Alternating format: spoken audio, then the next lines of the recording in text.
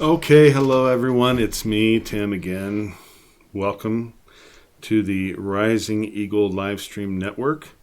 Once again, brought to you live from the Sierra Vista Veteran Synergy Center, right here in Sierra Vista, Arizona. So, what are we doing today? Well, we're kind of piggybacking off what we talked about yesterday.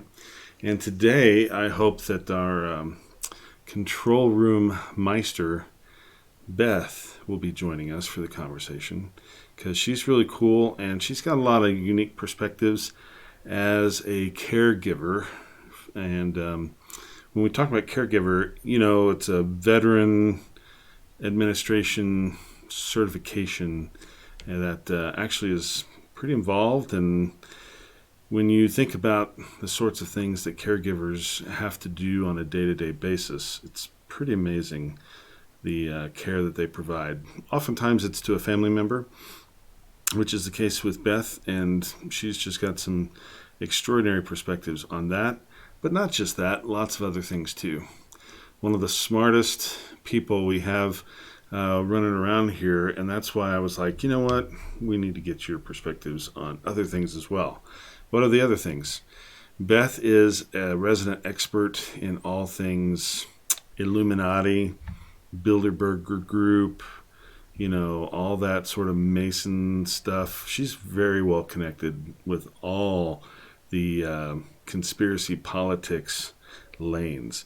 And you'll notice we don't call it conspiracy theory here because, let's face it, that's just a bad word to make people look stupid, tinfoil hat wearing nut jobs and so forth. That's not what we talk about here.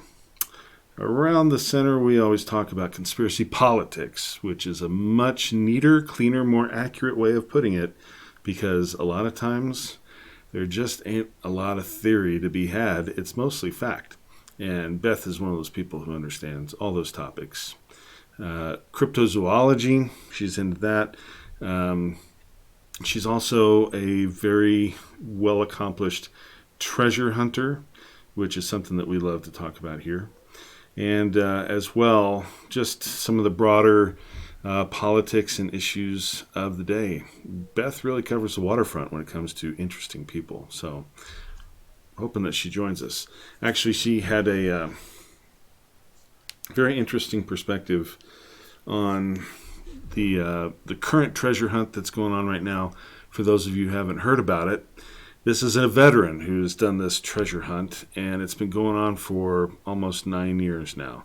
His name is Forrest Fenn, and he was a fighter pilot in the U.S. Air Force, prior enlisted, so he did some crypto communications as well. But really is an amazing guy. Retired and moved to Santa Fe, New Mexico, where he opened an art gallery back in the early 70s. And was hugely successful and has just become kind of a phenom in the Santa Fe who's who world. And, Forrest Fenn is an interesting guy on a lot of levels, but what he's best known for is after getting diagnosed with terminal cancer in 1988, I believe it was, he decided to do something different because people had always told him, you can't take it with you. And he said, you know what? I don't agree with that. I want to take it with me. So he assembled all of his most valued possessions, his treasures, and put them into a treasure chest, about 10 inches by 10 inches by 6 inches size, bronze, like 500-year-old treasure chest. Put 20 troy pounds of gold, a whole bunch of precious jewels, and some other stuff that nobody really knows what's there. And he took it to his favorite spot in the outdoors, somewhere in the mountains north of Santa Fe, New Mexico. And what did he do? Well, he found a spot that enabled him to see the things that he loved the most: the mountains, the trees, the pines, the animals, and so forth. And he decided that, much like his father, who also had a terminal cancer diagnosis, would find his spot, sit himself down, wrap himself up in his treasure chest right there, and then take a whole bottle of sleeping pills and die on his terms. We talk about veteran suicide. This is a little bit different in the sense that we're talking more of a self-euthanasia situation where he's already got a terminal diagnosis, like his dad had with pancreatic cancer. However, when Finn put this all together, he decided that he would write a poem which, upon public release, would give everyone encrypted directions, basically, to find his treasure and his bones, and invite the person who found it to take the treasure and leave the bones. Only one problem: he recovered from his cancer. And so he, after many years apparently of thinking about it, decided to go ahead and place the treasure in the spot that he had picked out for himself. And then put the poem in a book and publish a book about his life, his memoirs, etc. And use that book as basically an invitation for what the book is entitled, The Thrill of the Chase. The thrill of the chase for what? Well, that's another good question, because it could be the treasure. It could be the love of the outdoors, getting up off the couch and getting out there into the great wide open. And, much like what he had as a child growing up. His father was a principal in Texas, in Temple, Texas. And every summer they would drive up to Yellowstone and spend the summers outdoors, fishing, hiking, working in Yellowstone. And I think that is exactly the sentiment that Finn is trying to recapture with the allure of the treasure, is to have people get out there and find a treasure altogether different than the gold and the chest. And actually that's been the case. There have been numerous examples of people going out searching for the treasure and not finding the gold, but finding something altogether more valuable. In fact, just this last week, Forrest Fenn made public an email that he got from a guy who apparently, through a series of circumstances, had never met his biological son. His son gets in contact with him, says, "I want to get to know you and hang out." And so the son tells the dad about Forrest Fenn and the treasure. They plan a trip to go out searching for it, end up spending all this time in the great outdoors together, and it sparks a relationship on a level that neither one of them imagined was possible. And the father writes into Forrest Fenn and says, "Thank you, I found your treasure. Didn't find the gold, but I found something far more valuable out there with my son." Really cool stories like that are happening, have been happening for the past, like I said, almost 10 years. It was published in October of 2010, I believe, in a book called The Thrill of the Chase. And so people have been searching for it ever since. Some crazy things have happened. Roughly 4 people have been out searching, ostensibly searching, and have lost their lives by, being in places they shouldn't have been.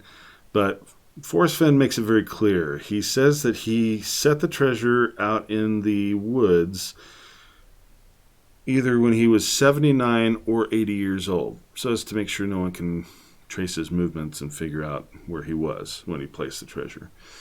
But his clue to everyone is, don't go any place that a 79 or 80-year-old man couldn't make it, because if you do, you're nowhere close to the treasure. Well, obviously the people that were killed were doing whitewater rafting, canyoneering, mountain climbing above their level of expertise, and in one case, kind of a sketchy group of people out doing something, not really sure if it was searching, but that has ended with fatalities in 4 cases. And so it really runs the spectrum of fascinating story, fascinating life experience, fascinating joy that's had on the chase, as well as fascinating tragedy that's taken place on the chase. And the real question is, Forrest Fenn is still alive, 88 years old, I believe, at this point.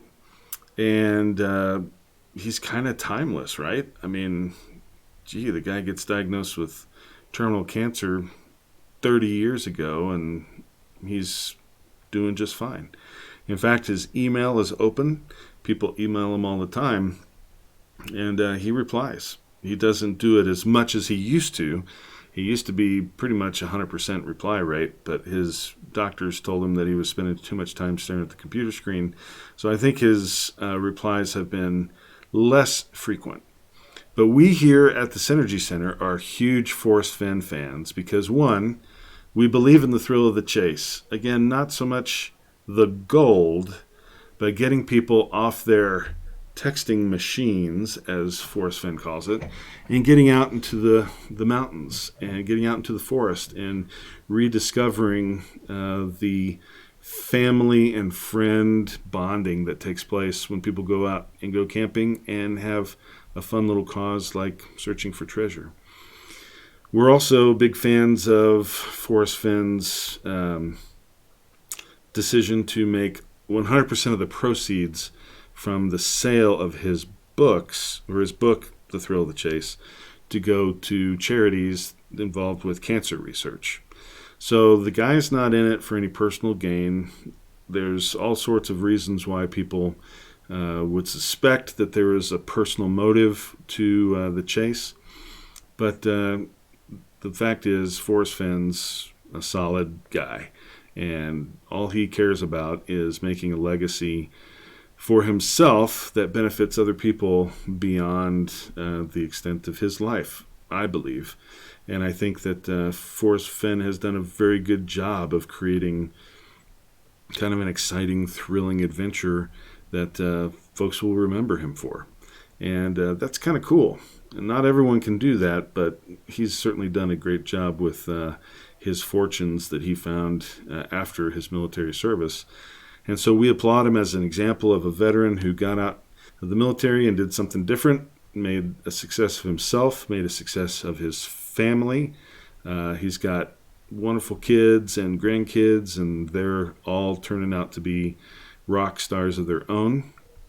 And it's just really neat to see such a positive thing happen with the concern of one airman who decided he wanted to really transform the world on his own terms and turn his tragedy into beauty. And that's really kind of our broader theme here at the center, is all sorts of veterans and their families have experienced tragedy. Tragedy either from combat or from the rigors of serving in the military, or just circumstances through which they've had to power through during the course of their service. And for a lot of people, that's a lot of tragedy. In some cases, it's bone-crushing, heart-wrenching tragedy. And so when we see an example of someone who can take tragedy and turn it into beauty, we stand up and applaud, because ultimately that's the challenge for all of us. Because life is tragedy and it's going to have all sorts of up and downs. But when folks are able to take the most grueling tragedy and turn it into something awesome that makes the world a better place, that's really what we should all try to do. And that's the response that we are trying to create here, is kind of a platform for people to do that in their own lives. So Forrest Fenn, really neat guy, but I will let Beth tell you more about him because she's been doing this a very long time. The whole tracking the chase and tracking the hints and what's said about it and what's written about it and so forth. And I highly encourage everyone, if you haven't checked it out, go Google Forrest Fenn's poem or The Thrill of the Chase and check out some of the blogs that are out there. Check out some of the message boards. There's everything from people who swear that Fenn is a fraud and that he's totally perpetrating this fake treasure hunt on everybody just to get a laugh out of it, all the way to people who are passionate about finding the treasure and are working, collaborating with other people to find the clues and find the answers and work together on what they call solves for the riddles. And it's really interesting to follow, and Beth will be the first one to tell you because she's been up on it for years. Actually has met Forrest Fenn and members of his family, and stories she tells are very fascinating. Which brings us to a new treasure hunt. That one was an old treasure hunt, but the new one just started the last week or so, and that is Satoshi's treasure. For those of you who are cryptocurrency fans or advocates or just find it generally interesting, this is a new kind of treasure hunt based upon cryptocurrency. And the whole design of it is to make people work together, to collaborate. So it's a global treasure hunt. And we're not talking about looking for a physical treasure in this case, the way we are with Force Fen. But instead, we're talking about people looking for digital clues. So in the Satoshi's treasure hunt, they're posting QR codes, those little squares with all the little digital-looking lines and stuff inside of it. They're posting those all over the world in various places on the street, in coffee shops, in places where people work and live. And on them are blazoned both the QR code and a password, because the rules to the game are very specific to cryptocurrency. The cryptocurrency prize is about $1 million worth of Bitcoin. And that Bitcoin is sitting in an account right now out there in the cyberspace. Now, the postings that they're putting around the world are fragments of the digital key that you need to log into that wallet digitally and take control of that $1 million worth of Bitcoin. The only thing is that they've fragmented that key into 1,000 different fragments. And in order to get to the point where you can actually try to power through and get into the account, is at 400 fragments out of 1,000. With 400 fragments out of 1,000, it is possible to get in and take control of that money. But because it's global, no one person, unless they spend all their time flying around the world looking for these things, is going to be able to collect these fragments. It's going to take teamwork and collaboration on a global scale. So it's been very interesting to see people put together their teams, start to coalesce around the concepts, even hack some of the game itself in order to get an advantage in figuring out the clues. The organizers of the event really have I think, interesting intentions for putting together this game.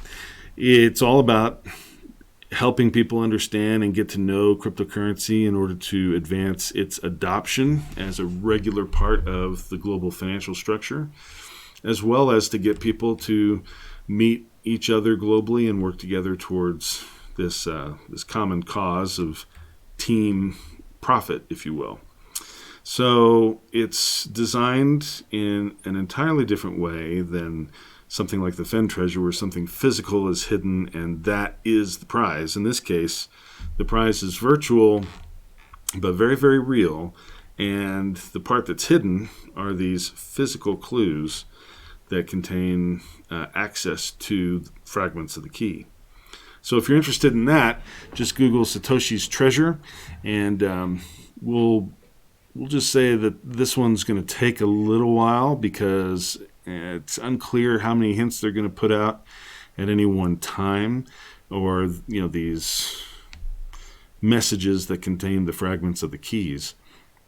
The pace with which they make these public and put them out for discovery obviously will determine the pace with which teams are able to assemble the necessary code in order to work out exactly where the wallet is and how to control it.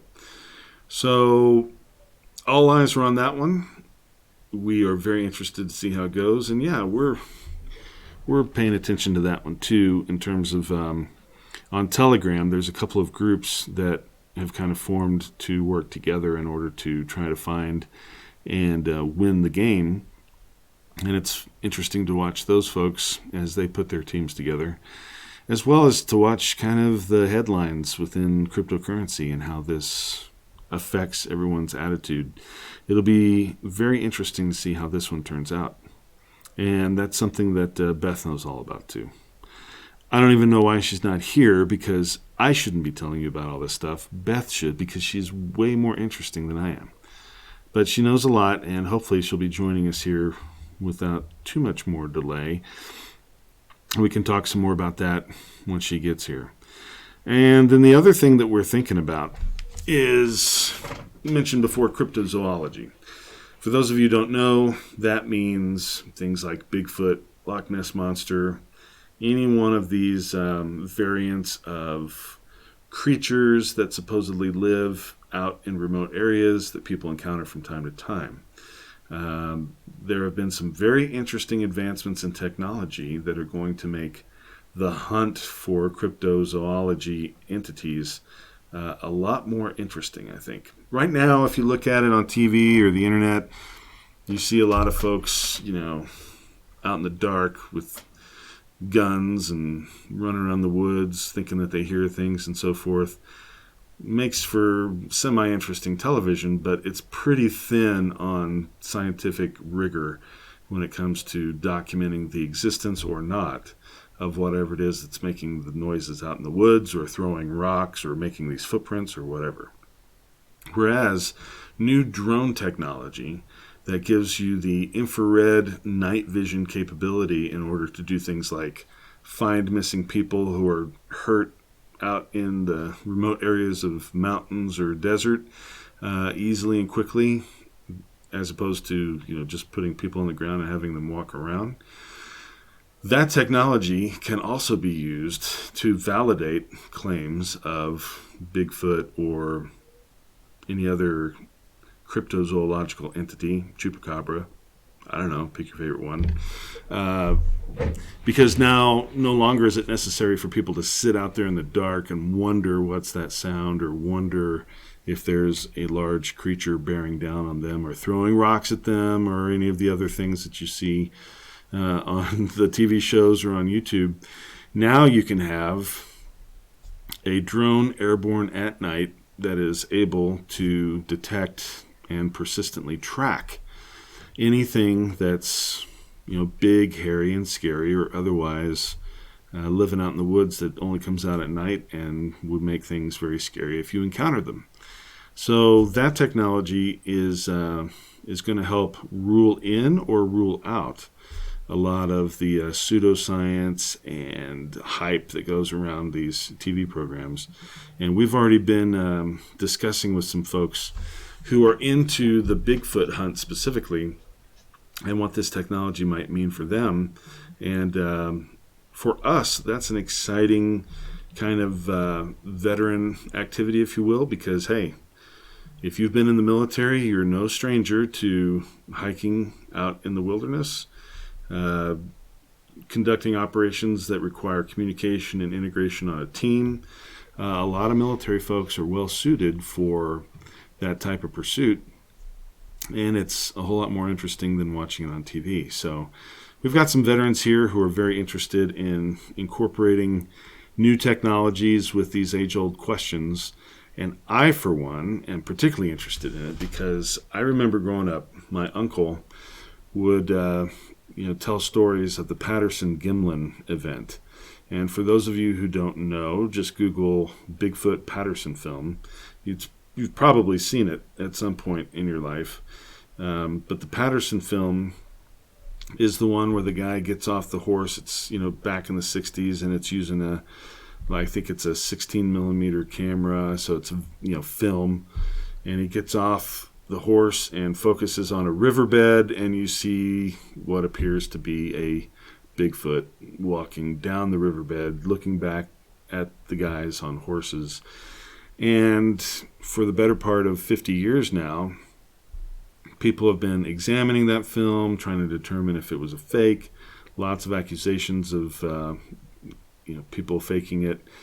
But there's some key missing pieces if it was in fact faked. And the science that's investigated that event has come a long way since the late 1970s, when I was sitting at the kitchen table listening to my uncle talk about having worked with, known some of the folks involved with it, kind of his fascination with validating whether or not that was actually true or whether it was a fraud.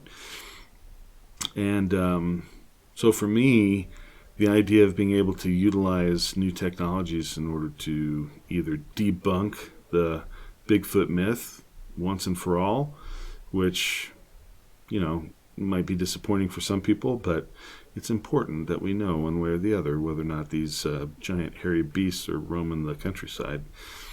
Or, in fact, to get some evidence that is based in science and is examinable, repeatable, falsifiable, so that some real consideration can be done on the question of the existence of Bigfoot, or any number of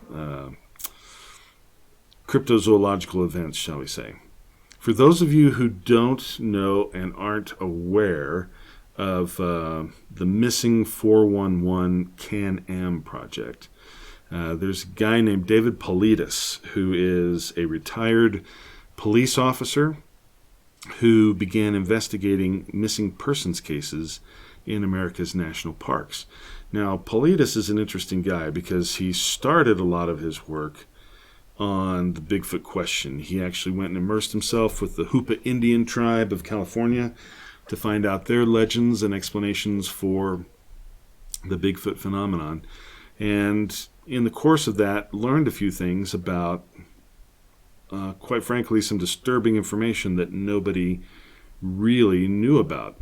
And that was, there are a lot, 10,000 plus a lot, cases in America's national park system where people just go missing.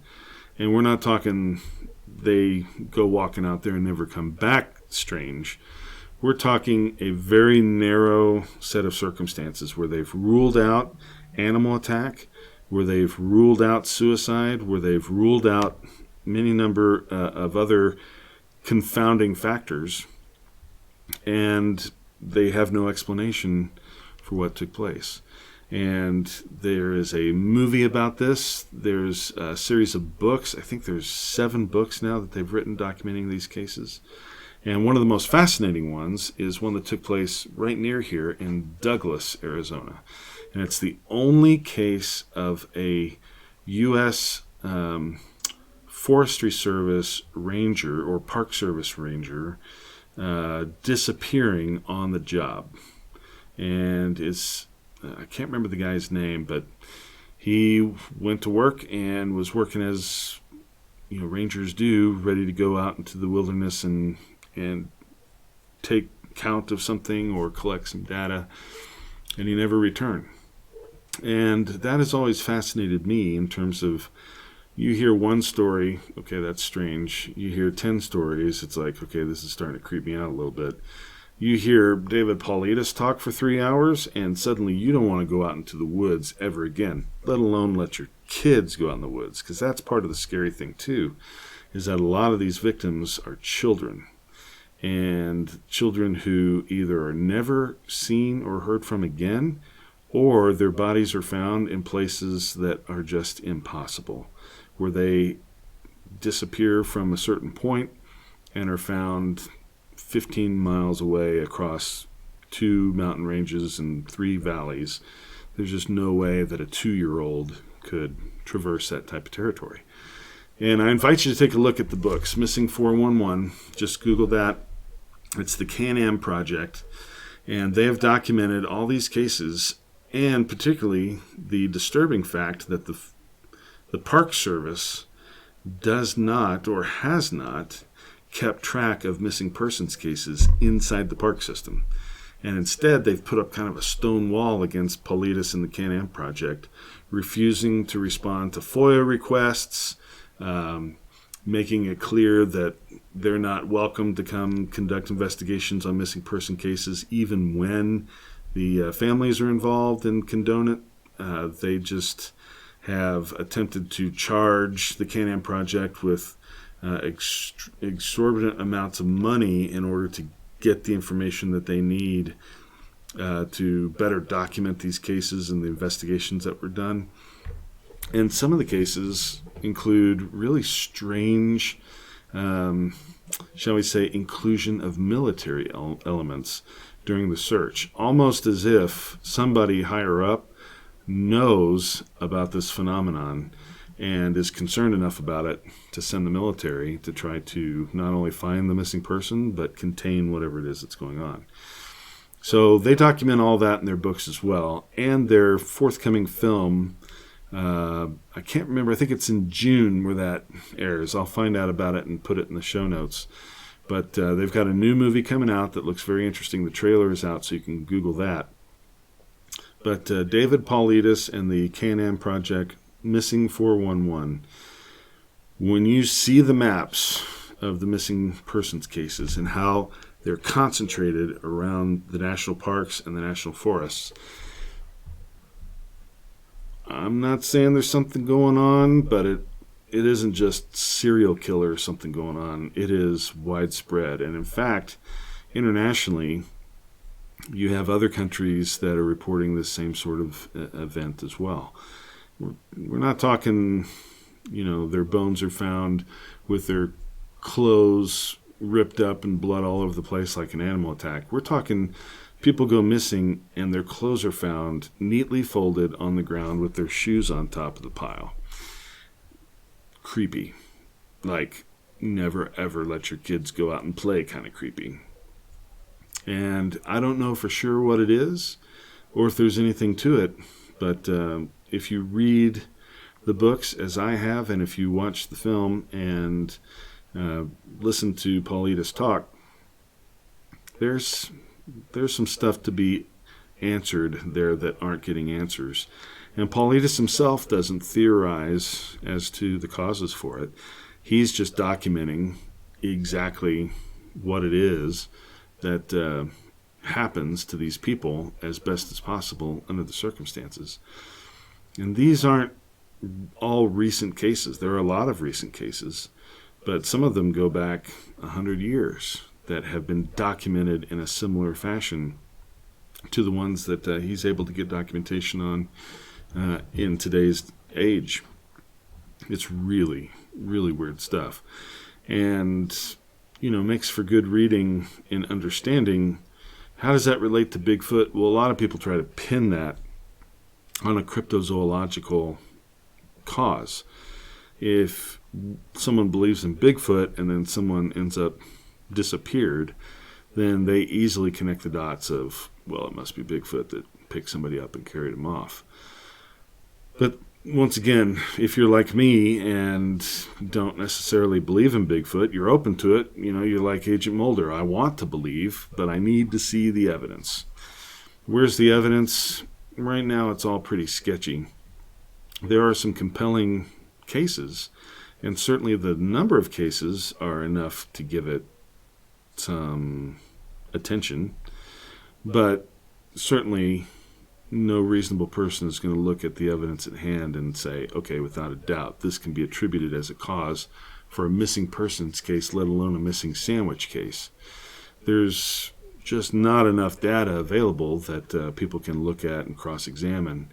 Even things like the Patterson-Gimlin film, which is a pretty good-looking tape when you watch it and you watch the digital enhancements of it.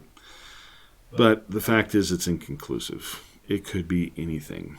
And while some people are of the opinion that you can't have it faked because you can't find the zipper, or because the muscle fibers are visibly moving, throughout the shoulder blade area, or the neck turns, or whatever else, or the fact that no one's ever found the costume, well, those are all good points. But the fact is that until there's some serious science applied to these questions, and, it becomes something that everyone can examine and even repeat in their own way, then it's all speculation. But is it possible? Of course. There are species of gorilla that weren't even discovered until the late 1940s, and the idea of penetrating deep wilderness areas and finding stuff that you don't know about and don't expect is kind of like deep sea diving, where all the time people are going to new depths or new places and discovering new species that no one had any idea existed. In some cases are just downright creepy or downright weird or just disturbing to look at. So I hold open the possibility. And these are the type of things that, when we're not working specifically on veterans issues, we may stray into from time to time. Because, let's face it, Art Bell is no longer with us. It was just over a year ago when he passed away. Also another Air Force veteran. And Art Bell was a great airman and a great radio personality. And he made the overnight radio paranormal thing a reality, which I credit, for starting all these television series and so forth on Destination America, the Travel Channel, Discovery Channel, etc. And he really opened the door to all that. Now, some people may look at Art Bell and say, this guy gave voice to a bunch of crazy stuff that has pseudoscienced the American psyche, and now people believe in all kinds of crazy stuff. That may be the case. And if you want to be critical of Art Bell for that, knock yourself out. But the fact is that Art did an amazing job at not only capturing people's imagination and entertaining people with the strange and the weird stuff that nobody would dare touch in the media world back then. He also made it a very human endeavor where the people involved in either the Close Encounters of the Third Kind, like Whitley Strieber, the guy who wrote Communion, who talked on a regular basis and still does about his very, very personal, intimate experience with what he believes to be aliens, and some other people who kind of fell in after Whitley Strieber who were willing to talk about stuff that may or may not be alien, but it's just downright strange. All the things that people were really pent up about, whether it was Area 51 or whether it was aliens or whether it was cryptozoological, Art Bell made it okay to talk about, and he made it interesting, and the people involved to not any longer be kind of these tin foil hat wearing nut jobs. They were real people who were looking for real answers, and while they may have had confirmation biases and they may have had all sorts of holes in their science, it was interesting to humanize the people who were interested in that stuff in order to make it accessible for the everyday person. And it started with truckers who were driving overnight and needed a reason to stay awake, and it ended up with 600 affiliate radio stations across the country and a whole community of people who followed very closely what Art Bell was talking about. And it continues to this day. George Norrie and the Coast to Coast AM broadcast still goes on. A couple of offshoots from that on the radio, but it really is more interesting to see kind of the social phenomenon of how that has turned from the media no-no into an actual open field for people to discuss and apply scientific reason to. Now, of course, there are still tinfoil hat-wearing nut jobs, but that line has been moved, I think, through a lot of this. And while it's been moved, people have been willing to become crazier, nuttier, and reinforce their tinfoil hats to go along with that line. Perfect example. If you go on Netflix, you will see a new documentary there about the Flat Earth Society and the Flat Earthers. Now, I know this is hard to believe, maybe a little incomprehensible to some of us, but there actually are people, like regular people, almost like Fight Club. The guy serving you your food is really into this, and you would never know. But there is a growing community of people who believe that the Earth is in fact flat, and that the round Earth theory is just a big deception being put over on everybody. Now, this documentary does a very interesting job of I think, humanizing the people who are involved. It doesn't make them look crazy. It gives them every opportunity to speak and to give their reasons why they believe this and why they've come to this conclusion. But it also makes it pretty clear that when scientific rigor is applied, it's kind of incontrovertible that the Earth is in fact round and that these people need to sharpen their pencils a little bit. But it also shows the interior politics to this society and their thinking and their groups and so forth, and the divisions that are involved in their politics and what the consequences of that are. And if you are interested in watching that, it's definitely a program on Netflix I highly recommend. Oh, it's Beth. She's getting into the control room now. She is still here and would like to speak to you. Oh, well. Apparently I'm being summoned, and Beth is not ready for the control room. So I guess I better sign off now, and we will come back later, hopefully. And Beth and I will have a conversation about all things cryptozoological, treasure hunting, and everything else that Beth knows everything about, and I'm kind of a novice. But we'll look forward to hearing from her. But thanks, everyone, for joining in, and we look forward to continuing this conversation in the future. We'll have opportunity to bring some folks into the studio via telephone, via chat, and so forth, and hopefully have a good time. So thanks for tuning in, and we'll see you next time, maybe in like an hour or so. So thanks. Have a good one. Bye.